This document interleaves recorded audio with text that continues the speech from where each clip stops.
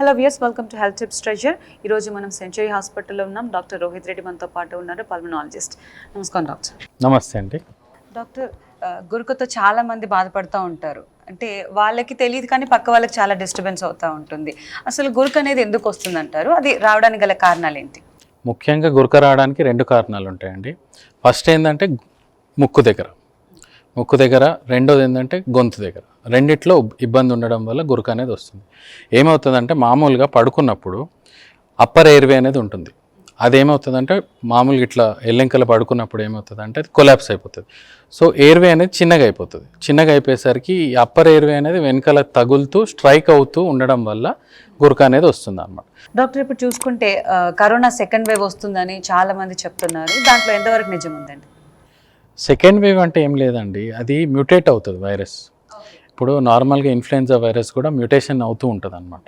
So దానిలాగానే ఇది కూడా mutation అవుతుంది. సో మ్యూటేట్ అయ్యి వస్తుంది. కాకపోతే ఇప్పుడు మనము మహారాష్ట్రలో చూసినా, కేరళలో చూస్తే సెకండ్ వేవ్ అనేది స్టార్ట్ అయింది. అంటే మళ్ళీ పీక్ ఆఫ్ ద కేసెస్ అనేది రేజ్ అవుతుంది. అవును అవును.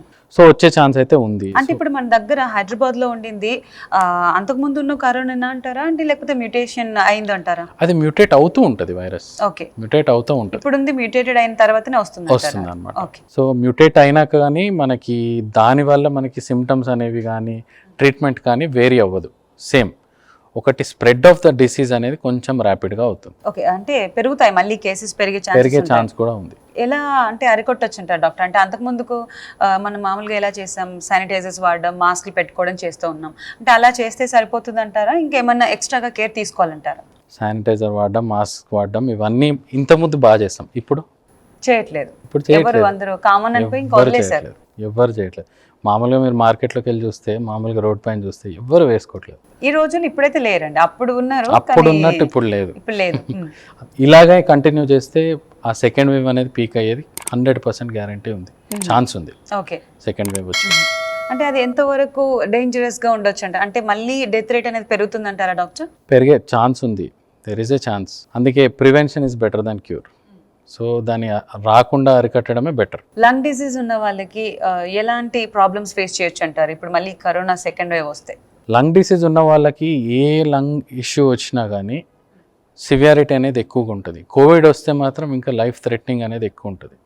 మోర్టాలిటీ ఛాన్స్ అనేది చాలా ఎక్కువగా ఉంటుంది అనమాట. So already underlying lung disease ఉన్న వాళ్ళు మాత్రం రానివ్వకుండా ఉండడం చూసుకోవడం బెటర్. అంటే it's better to stay away from public places. ఇవన్నీ కూడా ఎక్కడికి వెళ్ళినా కానీ మాస్క్ వేసుకొని వెళ్ళడము, శానిటైజ్ చేసుకోవడం అవన్నీ చేసుకుంటేనే బెటర్ ఉంటుంది. డాక్టర్, చాలా మంది సైనసైటిస్తో కూడా చాలా మంది బాధపడుతూ ఉంటారు. అసలు అది ఎందుకు వస్తుంది అంటారు? సైనసైటిస్ గురించి చెప్పాలంటే ఫస్ట్ సైనస్ల గురించి తెలియాలి. సైనస్లు అంటే గాలి ఉండే ట్యూబ్స్ లాగా అనమాట, మన మొహంలో ఉంటుంది. సో ఇక్కడ వెనకాల బ్యాక్లో బోన్లో ఉంటుంది అనమాట. సో అదేంటంటే దాంట్లో ఒక థిన్ మ్యూకస్ అనేది ప్రొడ్యూస్ అవుతుంది. అదేంటంటే మన బాడీలో ఉష్ణోగ్రతని, తేమని ప్రొడ్యూస్ చేస్తుంది.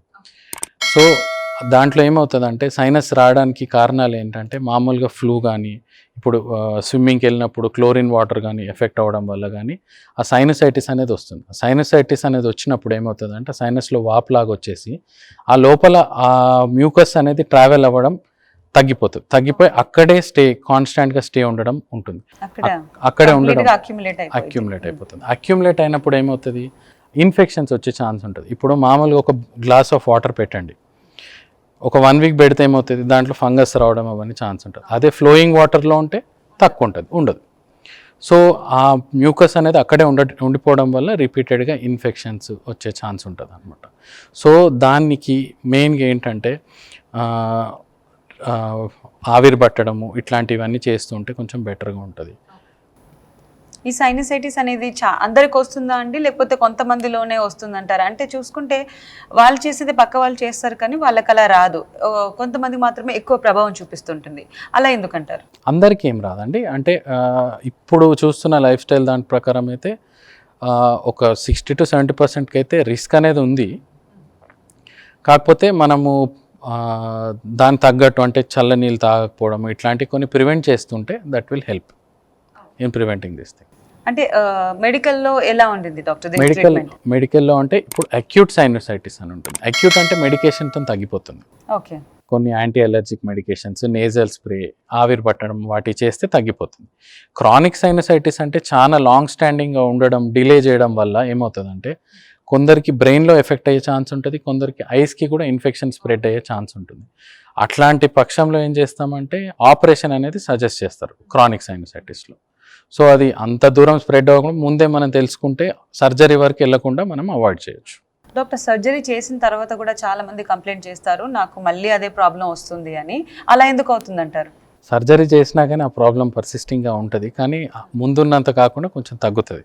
కంప్లీట్గా నార్మల్. ఎప్పుడన్నా బాడీ నుంచి సర్జరీ అవుతే కంప్లీట్గా ముందు ఎట్లా ఉన్నారో అట్లా అవ్వడం అనేది కొంచెం కష్టమే.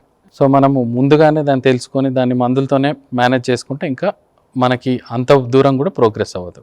డాక్టర్ గారు, చాలా మందికి ఎక్కువగా గొంతు నొస్తుంది, గొంతులో పెయిన్ ఉందని చాలా కంప్లైంట్స్ చేస్తూ ఉంటారు, మాట్లాడడం కూడా సరిగా రాదు, ఇబ్బంది పడుతూ ఉంటారు. అంటే ఎందుకు అలా అవుతుంది? గొంతులో ఇన్ఫెక్షన్స్ అలా ఎందుకు వస్తూ ఉంటాయి అంటారు? మనకి గొంతులో ఇన్ఫెక్షన్స్ అనేవి చాలా కామన్గా ఉంటాయి. మెయిన్గా ఇది రావడానికి కారణం ఏంటంటే స్ట్రెప్టోకోకస్ న్యూమోనియా అనే ఒక బ్యాక్టీరియా వల్ల మనకి గొంతు నొప్పి అనేది వస్తుంది అనమాట. ఇవాళ రేపు ఏంటంటే ఇంతకుముందు అది చాలా కామన్గా ఉండేది, అంటే ఇప్పుడు కూడా కామన్గానే ఉంది.